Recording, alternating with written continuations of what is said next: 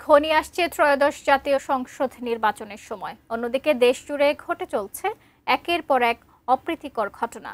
সবশেষ গণ অধিকার পরিষদের সভাপতি নুরুল হক নূর আহতের ঘটনায় নতুন করে তৈরি হয়েছে অস্থিতিশীল পরিস্থিতি। এমন অবস্থায় বিএনপি, জামাত, এনসিপির সঙ্গে বিকেলে বৈঠকে বসতে যাচ্ছেন প্রধান উপদেষ্টা। ধারণা করা হচ্ছে সমসাময়িক পরিস্থিতি ও আসন্ন নির্বাচন নিয়ে বৈঠকে সিদ্ধান্ত হতে পারে। শাহাদাত রিফাতের রিপোর্টে বিস্তারিত।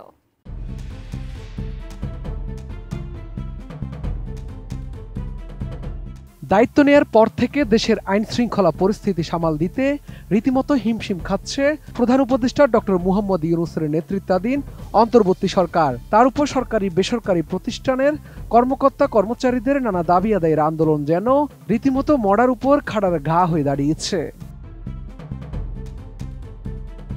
এমন অবস্থায় দ্রুত নির্বাচনের দাবি উঠে বেশ কিছু রাজনৈতিক দল ও সচেতন মহল থেকে। তাদের দাবি নির্বাচিত সরকার ছাড়া কোনোভাবেই বন্ধ করা যাবে না দেশের অভ্যন্তরীণ অস্থিতিশীলতা। নানা আলোচনা সমালোচনা এবং বৈঠক অবশেষে গণ অভ্যুত্থানের ১ বছর উদযাপনের দিন প্রধান উপদেষ্টা ঘোষণা দেন আগামী ফেব্রুয়ারিতে অনুষ্ঠিত হবে ত্রয়োদশ জাতীয় সংসদ নির্বাচন। যদিও এ নিয়ে ভিন্ন মত পোষণ করেন এনসিপি, জামাত সহ কয়েকটি রাজনৈতিক দল। ফেব্রুয়ারিতে নির্বাচন হবে না। তবে সবকিছুর মাঝেও ঘোষিত সময়ে নির্বাচনের বিষয়ে অটল সরকার।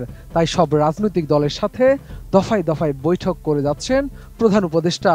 এর মাঝেও শঙ্কা, একের পর এক অপ্রীতিকর ঘটনা চলতে থাকলে আদৌ কি ফেব্রুয়ারিতে নির্বাচন সম্ভব?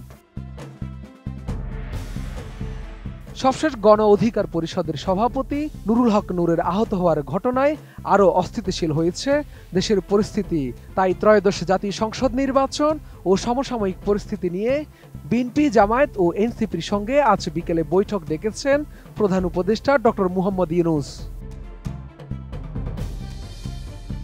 সব মশার বিরুদ্ধে সুরক্ষা দিতে এলো বসুন্ধরা এক্সট্রিম অ্যারোসল, মশার বিরুদ্ধে এক্সট্রিম সুরক্ষা। প্রধান উপদেষ্টার প্রেস সচিব শফিকুল আলম জানিয়েছেন, কিছু রাজনৈতিক দলের সঙ্গে প্রধান উপদেষ্টা বসবেন। বিকেল ৩টার সময় বিএনপির সঙ্গে এবং বর্তমান পরিস্থিতি এবং ইলেকশন নিয়ে আলাপ আলোচনা হবে। 4:30টায় জামায়াত এবং সন্ধ্যা 6টায় এনসিপির সঙ্গে বৈঠক হওয়ার কথা রয়েছে। রাজনৈতিক দলের সাথে আমাদের চিফ অ্যাডভাইজার বসবেন। ৩টার সময় বিএনপির সাথে বর্তমান পরিস্থিতি এবং ইলেকশন নিয়ে আলাপ আলোচনা হবে।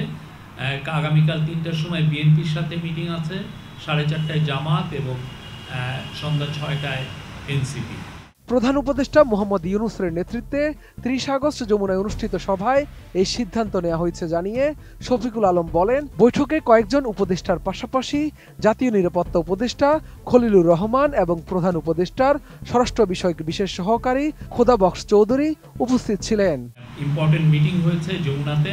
মিটিংয়ে বেশ কয়েকজন উপদেষ্টা ছিলেন, আমাদের ন্যাশনাল সিকিউরিটি অ্যাডভাইজার ছিলেন এবং পুলিশের special assistant on home affairs Khodabux Chowdhury ছিলেন।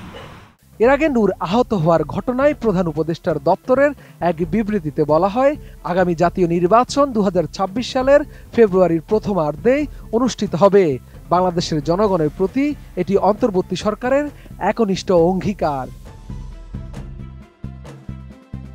শাহাদাত রিফাত, ATN নিউজ, ঢাকা।